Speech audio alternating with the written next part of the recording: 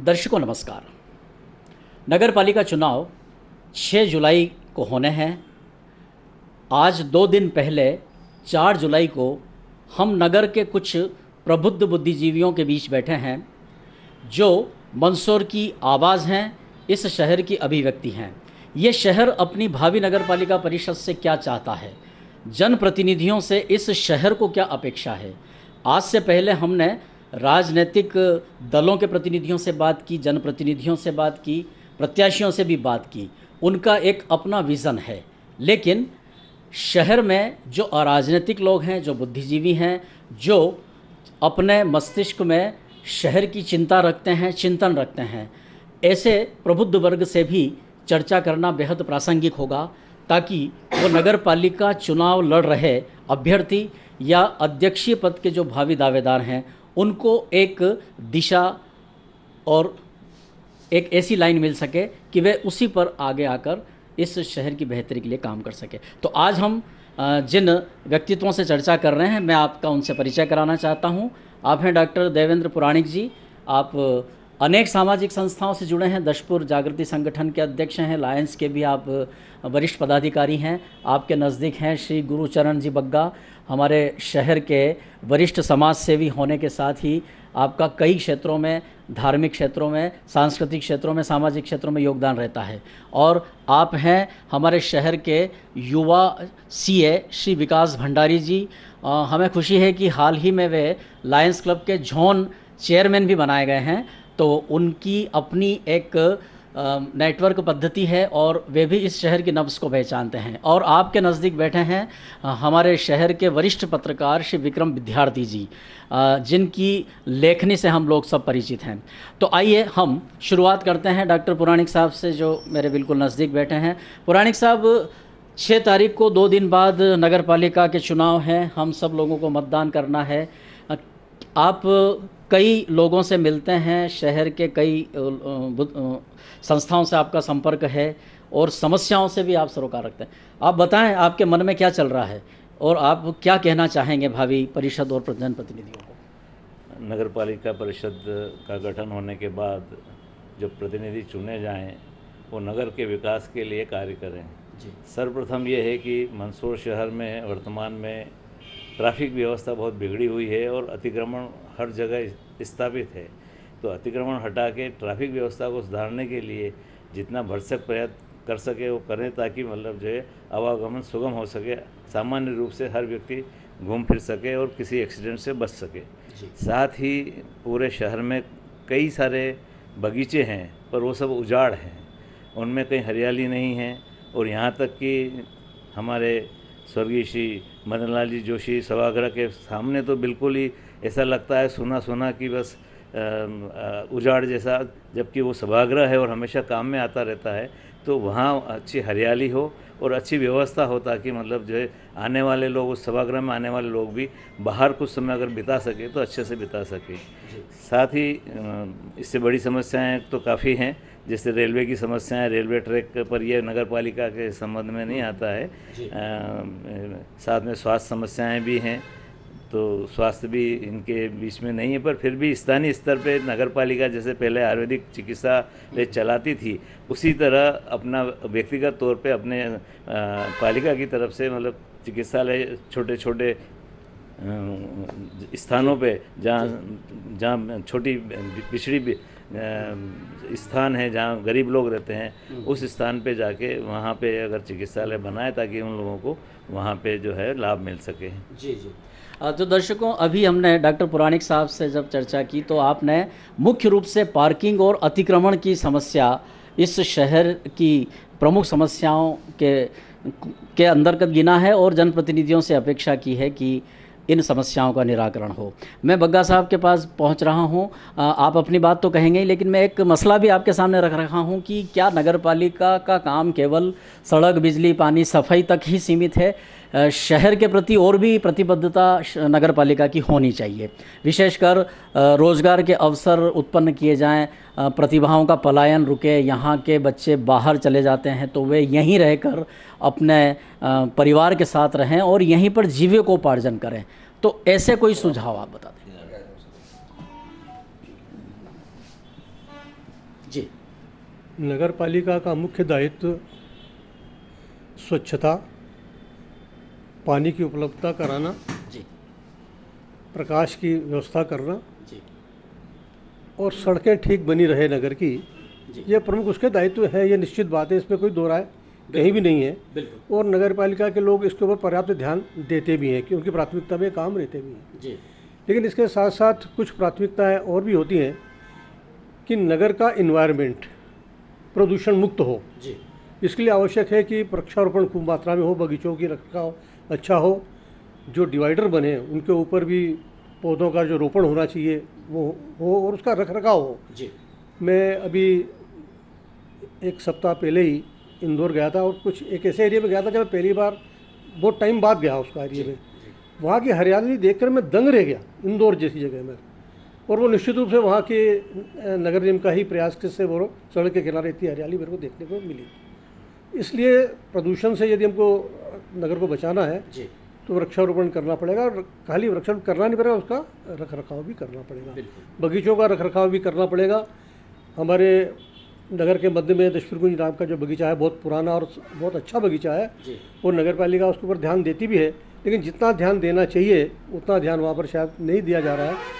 वहाँ पर जितने कर्मचारी चाहिए मुझे उतने कर्मचारी भी नज़र नहीं आते हैं। वहाँ के जो वॉशरूम है उनकी साफ़ सफाई भी वहाँ नज़र नहीं आती है। और फुटपाथ में भी मैंने कई बार देखा, अंदर में कभी टूट फूट हो रही है तो उसकी भी रिपेयरिंग बहुत टाइम तक नहीं हो पाती, रंग रोगन भी नहीं हो पाता। तो ये एक नगर के मध्य में एक ऐसा सुंदर स्थान है कि जहाँ अधिकांश लोग उसमें आकर विश्राम करते हैं। तो उसकी भी देखभाल अगर अच्छी प्रकार से हो तो मैं सोचता हूँ वो ज़्यादा उपयुक्त होगा। जी। पानी, अब जो कुछ साधन हमारे पास उपलब्ध हैं, पानी पर्याप्त है, पानी की कमी नहीं है, लेकिन पता नहीं क्यों हम प्रतिदिन सप्लाई उसकी नहीं दे पा रहे हैं। तो मैं ये अपेक्षा करूँगा कि जो नई कार्यकारिणी बनेगी, परिषद बनेगी, और ये बात लगभग मैं 2-3 परिषद के लोगों को पहले से कहता आ रहा हूँ कि सबसे पहला काम तुम्हारा ये होना चाहिए कि प्रतिदिन लोगों को पानी मिलेगा। 2 समय दे सके तो बहुत अच्छा है, क्योंकि बहुत सारे घर ऐसे हैं जिनमें बहुत ज़्यादा स्टोरेज नहीं होता है तो उनको बहुत दिक्कत आती है। तो पानी की व्यवस्था अगर वो ठीक कर पाएंगे तो मैं सोचता हूँ ठीक है। तीसरी बात जो मैं देख रहा हूँ कि नगर पालिका कुछ स्थानों का चौड़ीकरण सड़कों का भी कर रही है, लेकिन उस चौड़ीकरण का लाभ पैदल चलने वालों को या वाहन चलाने वालों को या नागरिक को नहीं मिल पा रहा है, क्योंकि सड़क के दोनों ओर वहाँ जैसे ही नई सड़क बनती है अतिक्रमण चालू हो जाता है, ठेले, गुमटियाँ, अन्य व्यावसायिक अतिक्रमण चालू हो जाते हैं। तो मेरा ये हमारा दायित्व भी बनता है, नगर पालिका दायित्व तो बनता है अतिक्रमण न होने दे, लेकिन नागरिकों का भी दायित्व बनता है कि जिस उपयोग के लिए, जिस कार्य के लिए वो काम किया गया है, वो जगह बनाई गई है, उसका लाभ उन लोगों को मिले। मैं उदाहरण नहीं दे रहा हूँ अभी तत्काल जगह, क्योंकि कुछ लोगों को थोड़ा सा अच्छा नहीं लग सकता है, लेकिन मैं उधर से निकला तो मैंने देखा कि नगर पालिका ने इतना पैसा खर्च किया, इतने चौड़ा भी किया सड़क को, लेकिन और सकड़ी हो गई वो। तो ये जिनका भी दायित्व है, हमारा भी और नगर पालिका के कर्मचारियों का भी, कि ऐसा जो लोग अतिक्रमण कर लेते हैं उनसे आग्रह करके उनको कोई उचित स्थान बताएं जहां वो अपना कार्य व्यवसाय कर सके, क्योंकि जीविकोपार्जन के लिए व्यवसाय करना भी बहुत ज़रूरी है। एक बात जो मैं बहुत लंबे समय से महसूस कर रहा हूँ कि लोगों को अपने भवनों का, अपने संस्थानों का नामांतरण कराने में बहुत दिक्कत आती है नगर पालिका में। उसकी प्रक्रिया भी लंबी है और उसमें समय भी बहुत लगता है। कई प्रकरण तो मैंने वहाँ नगर पालिका को देखा कि बरसों से पेंडिंग पड़े हुए हैं। तो मेरा एक सुझाव है उसमें कि जैसे ही किसी चीज़ का पंजीयन होता है, पंजीयक के यहाँ पर रजिस्ट्री होती है, उसी के साथ जो कागज़ उनको चाहिए निमंत्रण के लिए वहाँ मांग लिए जाएँ और पंजीयन कराने वाला वो ना दे दे और उसका शुल्क भी वहीं उसके साथ जमा हो जाए और उसका नामांतरण घर बैठे हो जाए, उसको जाने की जरूरत भी नहीं पड़े। ये मेरा सुझाव है, क्योंकि इसके कारण लोगों को मैंने बहुत परेशान होते हुए भी देखा है। आपने जो कहा कि नगर पालिका कुछ ऐसे कार्य प्रारंभ करे जिससे लोगों को व्यवसाय मिल सके, तो मेरे समझ शायद नगर पालिका के पास ऐसे कोई बहुत बड़े बजट तो शायद नहीं रह पाते कि जिसमें वो लोगों को व्यावसायिक रूप से कुछ काम दे सके। हाँ, लेकिन इन कार्यों में लगने वाले जितने कर्मचारी चाहिए, यदि उनकी संख्या भी वो पर्याप्त रूप से अगर लगाती है तो ऐसे कुछ लोगों को व्यवसाय तो उसमें मिल ही सकता है। तो मैं सोचता हूँ कि नगर के प्रत्येक व्यक्ति को नगर पालिका से कभी न कभी काम पड़ता है। एक तो वहाँ जाने पर उसको भटकना नहीं पड़े। कई बार आदमी जाता है तो कभी कोई नहीं मिलता है, कोई कभी किसी टेबल पे नहीं मिलता है, कोई किसी टेबल पे नहीं मिलता है, तो उसको भटकना नहीं पड़े। उसका एक निश्चित समय या तय जब भी हो, वो जब व्यक्ति वहाँ आए और एक ही बार में उसको बता दिया जाए कि उसको क्या क्या कागज़ लेकर आना है। मैंने कई बार बताते कि ये आपके इसमें ये नहीं है, वो बेचारा लेके आता है, फिर दूसरा कागज़ बताता है ये नहीं है। तो एक बार में उसको सूची दे दी जाए कि आप ये एक साथ ले आइए, आपका काम हम कर देंगे। तो ऐसे बहुत सारी छोटी छोटी बातें हैं जिससे नगर पालिका में आदमी को जाकर ये सब चीज़ें मिल जाती है तो उसको बहुत बड़ी राहत मिल जाएगी। तो मैं आशा करता हूँ कि ये छोटी छोटी बातें हैं, कोई बहुत बड़ी बातें इसमें नहीं है, यदि इसके ऊपर ध्यान दिया जाएगा। और अंतिम बात रूप से मुझे जो ध्यान में आती है कि हमारे जो पार्षद चुन के आएंगे या आए हैं, उसमें बहुत सारे पार्षदों को नगर पालिका का विधान कभी पढ़ा ही नहीं उन्होंने। बिल्कुल। तो पढ़ा है तो उसके ऊपर कभी ध्यान ही नहीं दिया उन्होंने। किस विभाग में कैसी कार्यप्रणाली कैसी है, किस नियम से काम होता है, उनको मालूम ही नहीं होता है। बस वो हल्ला हम करा देंगे। तो मेरा कहना है कि उनको इसकी जानकारी होना चाहिए और इसके लिए उनका प्रशिक्षण होना चाहिए। जितने पार्षद चुनकर आएंगे, हर विभाग में काम कैसे होता है और उसके लिए क्या क्या आवश्यकताएं लगती है, अगर नगर पार्षदों का प्रशिक्षण अगर एक बार ठीक से होगा तो नागरिकों को वो ठीक से बता पाएंगे। उनका संपर्क नागरिकों से ज़्यादा पार्षदों का ही रहता है। तो पार्षद लोग संपर्क में रहेंगे तो आप कोई भी काम व्यक्ति उनके पास लेकर जाएगा तो उसको सहजता बता सकेंगे कि ये काम ऐसे होगा। बिल्कुल। नहीं तो क्या है कि लोग जानकारी के अभाव में पार्षद के ऊपर फोकट दबाव बनाते हैं, नहीं ये हमारा काम करा दो। वो उसके कागज़ पूरे करते नहीं है और दबाव बनाते हैं काम करा दो। तो पार्षद करेगा क्या या बाबू करेगा क्या? तो उसको जानकारी पार्षद को भी हो, डॉक्यूमेंट्स क्या चाहिए उसकी लिस्ट उसके पास में हो, तो मैं सोचता हूँ कि लोगों का काम बहुत आसानी से उसमें हो जाएगा। बहुत बढ़िया बात बग्गा जी ने कही है कि जो लोग पार्षद बनने जा रहे हैं इनको कम से कम अपने नगर पालिका का अधिनियम ज़रूर पढ़ना चाहिए कि वे क्या कर सकते हैं और क्या नहीं कर सकते हैं, और दबाव की राजनीति जो बनती है उससे वे बहुत हद तक बच सकते हैं। हमारे नगर की युवा पीढ़ी का, प्रगतिशील युवा पीढ़ी का नेतृत्व कर रहे हैं सीए विकास भंडारी जी। हम उनके पास चलते हैं। उनके मस्तिष्क में भी बहुत से विज़न हैं। लायंस क्लब और अन्य सामाजिक सेवा के प्रकल्पों से वे बहुत सक्रियता से जुड़े हैं। विकास जी, आप भावी परिषद को चुने, जो जनप्रतिनिधि बन के नए पार्षद आ रहे हैं, क्या कहना चाहेंगे उन्हें? सर्वप्रथम, चूँकि अब 2022 में हम आ चुके हैं, आज़ादी के 75 वर्ष हम मना रहे हैं और पूरा विश्व जिस प्रकार से ई क्रांति की ओर जा रहा है, नगर पालिका को भी अब ई क्रांति की ओर जाना चाहिए। आज हम यहाँ देखते हैं कि छोटे छोटे टैक्सों के लिए, अन्य जानकारियों के लिए लोगों को लंबी लंबी लाइनों में भटकना पड़ता है। उस सब की चीज़ों के लिए अपने को ई काम होना चाहिए। सबसे जैसे हमें हमारा कोई बिजली का खंभा बंद है तो नगर पालिका एक व्हाट्सअप नंबर जारी कर दे, उस व्हाट्सअप नंबर पे अपना पोल नंबर आदमी डाल दे कि ये लाइट बंद है, वो तुरंत अगले 2 दिन 1 दिन के भीतर चालू हो जाए।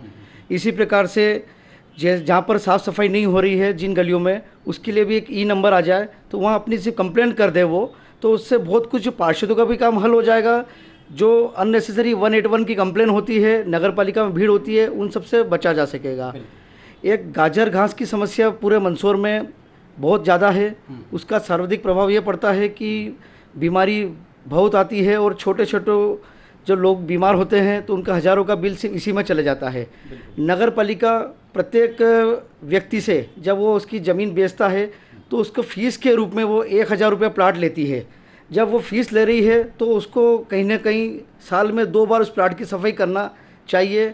उसका सिस्टम ये तो बरसात के बाद और बरसात के पहले एक बार सफाई हो जाती है तो उसको काफ़ी कुछ समस्याओं का निदान मिल सकेगा। साथ में जब हम अपने पार्षद का चुनाव करें तो 2 बातों का ध्यान रखें। एक तो वो ज़मीनी स्तर पे कितना जुड़ा हुआ है, दूसरा जब वो पार्षद, क्योंकि न केवल उस बार एक पार्षद बन रहा है, जो है उसी से एक हमारा नगर पालिका अध्यक्ष भी चुना जाएगा और एक नगर पालिका अध्यक्ष के रूप में किस ढंग से यहाँ पर उसकी क्या क्या योजनाएं रहेगी, क्या वो नया निर्माण कर सकता है, किस ढंग से गुणवत्तापूर्वक निर्माण होना बड़ी बात नहीं है, वो 5 साल तक चले। अगर वो नहीं चलता है तो ये हमारे पैसों की बर्बादी है। और हम जो टैक्स दे रहे हैं, चूँकि यहाँ पर रजिस्ट्री में भी सर्वाधिक टैक्स है पूरे प्रदेश में, यहाँ 2% है, 1% होना चाहिए। हम 2 देने के लिए भी तैयार है, मगर उसके क्वालिटी रिफॉर्म जब तक नहीं आएंगे लोगों में असुविधा बनी रहती है। इसी प्रकार हमें ये वाटर टैक्सेस और जितने भी कर हैं इन सबको ई कंप्लायंस करना चाहिए ताकि लोग घर बैठे बैठे अपना टैक्स का पैसा वहीं जमा कर सकते हैं। इससे नगर पालिका को ये सुविधा होगी कि उनको साल भर कैंप लगाने की आवश्यकता नहीं पड़ेगी।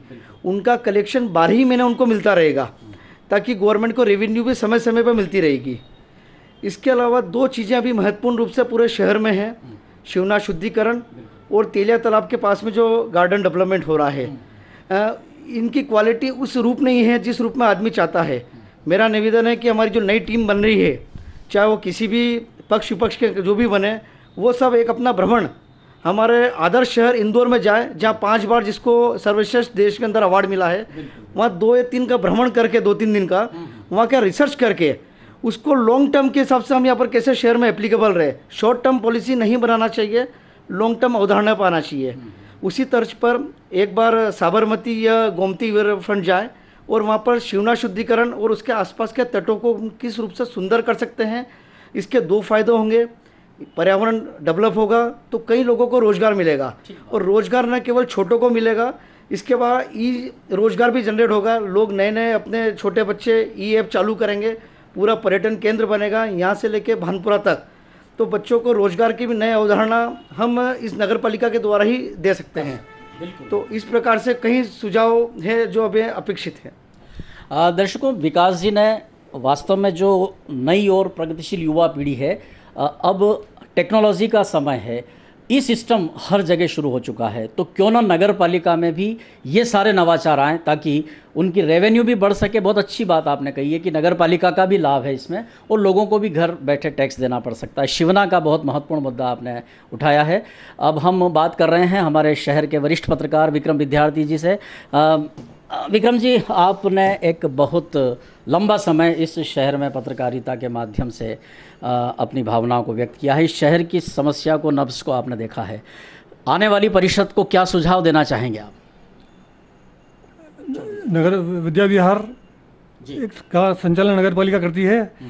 अखबार तो बहुत आते हैं, पर जो किताबें आना चाहिए वो किताबें नहीं आती है। मैं नई परिषद को ये सुझाव दूंगा कि अच्छी अच्छी साहित्यिक पुस्तकें उपलब्ध कराए, ताकि जो बुद्धिजीवी लोग हैं उनको पढ़ने का आनंद आवे उनको।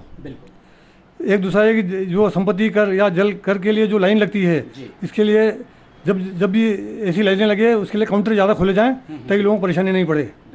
तेला तालाब का संरक्षण भी बहुत ज़रूरी है, तेला तालाब की सुरक्षा बहुत ज़रूरी है। तेला तालाब अपने मंदसौर की जीवन रेखा है, इसको बचाना प्रशासन का और नई परिषद का जिम्मेदारी है, और उसको ये जिम्मेदारी निभाना चाहिए। और एक जैसे कलेक्टर कार्यालय बहुत दूर है, तो अगर प्रशासन कोई व्यवस्था नहीं कर पाता, नगर पालिका को चाहिए कि अपने शासन के माध्यम से, जैसे नगर निगम इंदौर का वाहन चलता है, वैसे 1, 2 या 3 वाहन चलाए, ताकि लोग आसानी से अपनी समस्याओं को लेकर, नगर पालिका खैर पास में पड़ती है पर कलेक्टर कार्यालय भी जाना हो तो सस्ते दौर पर वो जा सकें। बहुत बहुत धन्यवाद आपको। क्या बात है। विक्रम जी ने बहुत नपे तुले और कम शब्दों में ऐसे सुझाव दिए हैं जो नगर पालिका के लिए बिल्कुल संभव हैं, और वो इन सारे सुझावों को मान सकती है और एक बेहतर व्यवस्था इस नगर में हो सकती है। अब हम बात करेंगे हमारे नगर के वरिष्ठ पत्रकार और समाज सेवी डॉक्टर घनश्याम बटवाल जी से। बटवाल साहब, इस शहर का ये दुर्भाग्य है कि चंद लोगों की सुविधा के लिए असंख्य लोगों को दुविधा में डाल दिया जाता है। पार्किंग, अतिक्रमण, और एक बात जो मैं हमेशा कहता हूँ कि बड़े नसीब वाले होते हैं वो शहर जिन्हें नदी नसीब होती है, लेकिन हमारे पास नदी है उसकी कोई कद्र नहीं। हमारे पास इतना अलौकिक पशुपतिनाथ का मंदिर है, लेकिन उसको भी हम धार्मिक पर्यटन के क्षेत्र में अपेक्षा के अनुरूप स्थापित नहीं कर पा रहे हैं। तो हमारे शहर का, इस देश के असंख्य ऐसे लोग हैं जो पशुपतिनाथ के दर्शन कर सकते हैं पर नहीं कर पा रहे हैं। ये तमाम चीज़ें हैं जिन पर आपका भी हमेशा चिंतन चलता रहता है। ये मेरे सवाल हो सकते हैं, लेकिन आपके अंदर का जो विचार है वो हम जानना चाहेंगे भावी परिषद के लिए, भावी पार्षदों के लिए। बहुत अच्छे मौजूद प्रश्न आपने रखे हैं जी। सवाल ये है कि मंदसौर की नगर पालिका 1 शताब्दी पुरानी हो चुकी है, उसके बावजूद भी बुनियादी सुविधाओं से आज भी बहुत बड़ा तबका वंचित रहता है जी। चाहे जैसे अभी बात आई कि जल की, तो रोज़ मिलना चाहिए, क्यों नहीं मिल रहा है। तो ये जो योजनाएं जो बनी हैं उसका क्रियान्वयन व्यवस्थित या गुणवत्तापूर्ण नहीं होने के कारण उसका पूरा लाभ नहीं मिल पा रहा है जी। अभी जैसे शिवना शुद्धिकरण का मामला है, जो पेयजल का सबसे बड़ा स्रोत है मंदसौर, 1.25 लाख की आबादी तो घोषित है जो मतदाता हैं, परंतु लगभग 1.5 से 2.25 लाख लोग यहाँ बसते हैं और विस्तारित हो रहा है। इसका विस्तार तो होना ही चाहिए। यानी हमारे तो ये भी कहना है कि मंदसौर नगर पालिका मध्य प्रदेश की सबसे बड़ी नगर पालिका है, राज्य शासन को इसको नगर निगम का दर्जा देना चाहिए, एक बात। दूसरी बात ये कि अगर मान लो कि आज 28-30 करोड़ रुपए की योजना शिवना शुद्धिकरण की बनी है, तो वो क्या बनी है या क्या उस पर अमल होगा, उसकी जानकारी भी समाज के या जनता के सामने आना चाहिए, ताकि जो पिछली गलतियां हुई है वे दोहराई नहीं जाए।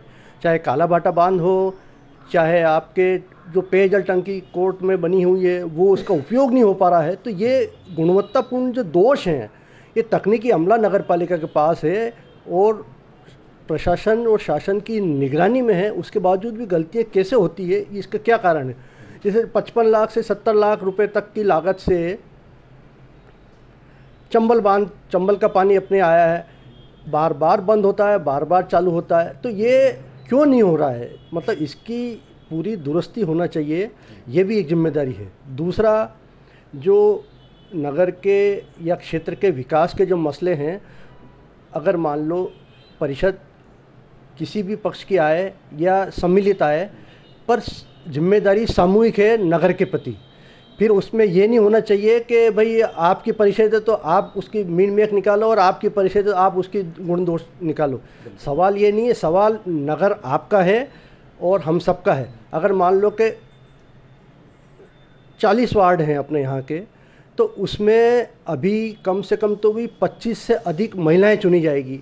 अब महिलाओं चुनी जाएगी, बात ये है कि नगर पालिका का जो संविधान है उसकी जानकारी कितनों को है, और उसको पार्षद पति न चला के पार्षद महिलाएं चलाए, ताकि वो महिला सशक्तिकरण भी हो और उनकी बारे में वो क्या सोचती हैं उसको लागू कर सके। क्योंकि अंततः इस बार जो परिषद गठित होगी उसका अध्यक्ष भी महिला ही बनेगी, तो ये जिम्मेदारी और बढ़ जाती है महिलाओं को समर्थन देने की और महिलाओं के विजन का उपयोग करने की। तो राजनीति से हटके इसको नगर के विकास में विचार करके और एक प्लेटफॉर्म पे लाना चाहिए। दूसरी बात, जो लगभग 100 से अधिक मंदसौर में छोटे बड़े बगीचे हैं, बहुत बुरी दुरावस्था में हैं। यानी बरसात आती है और जो पौधे खड़े हो जाते हैं, बढ़ जाते हैं, वो हो रहा है, बाकी उनका रख रखाव बिल्कुल नहीं है। तो ये अगर पर्यावरण सुधारना है तो ये बेसिक जिम्मेदारी नगर पालिका की है, तो वो उनको व्यवस्थित करे और फिर उस कॉलोनी के या उस क्षेत्र के नागरिकों को या पार्षद को लड़ने वाला, जीतने वाला और पराजित होने वाला दोनों की जिम्मेदारी, क्योंकि दोनों ने अपने अपने संकल्प पत्र जारी किए हैं, उसमें दावा किया है, परंतु दावे पहले भी हुए हैं पर वो लागू कितने होते हैं। तो एक क्षेत्र में अगर एक बगीचा किसी मोहल्ले में है तो उस मोहल्ले के लोगों को जिम्मेदारी दें एक बार उसको व्यवस्थित करके, ताकि आप इसका रख रखाव करें, मेंटेनेंस करें, और जो माली या जो भी उसका जिम्मेदार हो उसको बराबर उसको देखा भली करे, तो ये हो। दूसरा, ये जो पेयजल के लिए और सीवरेज लाइन के लिए और ये बार बार केबल के लिए जो ये खोदा खोदी होती है, तो या तो ये नीतिगत रूप से उसको प्लानिंग से करें ताकि वो बार बार वो खुले और फिर वो गड्ढे पड़े रहते। कल ही मोटरसाइकिल गिर गई साहब एक। तो अब ये मतलब ये देखने की ज़रूरत है कि इसमें ये लापरवाही है, मतलब कुल मिला के। दूसरी बात कि जो अतिक्रमण पक्के या कच्चे होते हैं उसकी निगरानी जीतने वाले और हारने वाले दोनों पार्षद की लेना चाहिए उनको अपने वार्ड में, क्योंकि आज एक एक घर वो जा रहे हैं तो उनकी निगरानी में है, उनके संपर्क में है या उनकी जानकारी में है कि क्या नया विस्तार हुआ है या क्या नया घटा है। तो उसमें ये है, और नगर पालिका को बाध्य न करे राजनीतिक दखलंदाजी के माध्यम से कि वो चलने दो या उसको हटवा दो, तो ये तरीके जो है ये ओछापन है। बिल्कुल। तो मेरी जिम्मेदारी, जैसे मैं नागरिक के नाते समझता हूँ, वैसे सब नागरिक भी अपनी जिम्मेदारी समझे कि भाई शहर बेहतर बनाना है। अगर हम दावा करते हैं कि हम स्वच्छता में नंबर 1 आएंगे, तो फिर आप इंदौर के देखो, उनको अपने को महसूस तो होना चाहिए कि हमारा मंदसौर। हम तो सोचते हैं कि ये दूसरे का मंदसौर, तो दूसरे का मंदसौर नहीं है, ये हमारा मंदसौर। अगर इंदौर वासी इंदौरी होने का गर्व कर सकते हैं तो मंदसौर वाले क्यों नहीं कर सकते? क्योंकि अगर हम अपने शहर के प्रति अपने परिवार का ध्यान रखते हैं कि नहीं रखते हैं, तो अपना शहर भी तो अपना है, ये दूसरे का थोड़ी है। अब हम 8 दिसंबर को गौरव दिवस मनाएंगे, तो गौरव दिवस क्यों मनाएंगे? इसलिए मनाएंगे कि हमारा देश का मंदसौर एक प्राचीन शहर है और पूरे विश्व में विज्ञापन के माध्यम से प्रचार करने वाला एक मील का पत्थर है। तो हम इस गौरव दिवस को सम्राट यशोधर्मन की स्मृति के रूप में मनाएंगे। तो हम सब पूरे देश की, साथ ही मंदसौर के नागरिकों की भी जिम्मेदारी है कि हम सब इससे जुड़ें और अपने आप को मंदसौर के साथ जोड़ें, गौरव दिवस के साथ जोड़ें। हम गर्व करेंगे अपने शहर पे, तो निश्चित रूप से उसका अपेक्षित लाभ मिलेगा, ऐसी मैं अपेक्षा करता हूँ। तो दर्शकों, आज हमने एक विशेष चर्चा में शहर के कुछ प्रमुख प्रबुद्ध बुद्धिजीवियों से ये चर्चा की है कि भावी परिषद को हम क्या दिशा निर्देश दे सकें, क्या उन्हें हम बता सकें कि किस तरह का शहर इस शहर के लोगों को चाहिए। मैं धन्यवाद देना चाहूँगा डॉक्टर देवेंद्र पुराणिक जी को। उन्होंने पार्किंग और अतिक्रमण जैसी प्रमुख समस्या के निराकरण की बात यहाँ उठाई।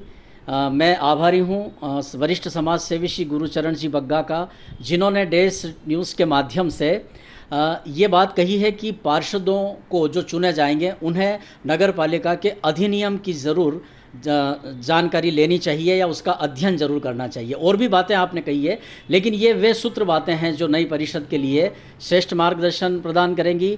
विकास जी चूँकि युवा पीढ़ी का प्रतिनिधित्व करते हैं, मैं उन्हें भी धन्यवाद देता हूँ, विकास भंडारी जी को, जिन्होंने जो नई टेक्नोलॉजी है उससे जुड़ने के साथ नगर पालिका को हाईटेक करने का सुझाव दिया है, जिससे दोनों पक्षों को लाभ हो सकता है। हमारे वरिष्ठ पत्रकार विक्रम विद्यार्थी जी के प्रति भी हम आभारी हैं, जो इस चर्चा में शामिल हुए और उन्होंने कहा कि जो वाचनालय में पहले साहित्यिक पत्र पत्रिकाएँ आती थी, पुस्तकें होती थी, वे सब अब वहाँ नहीं हैं, वे भी होना चाहिए। और भी उनके महत्वपूर्ण सुझाव हुए हैं।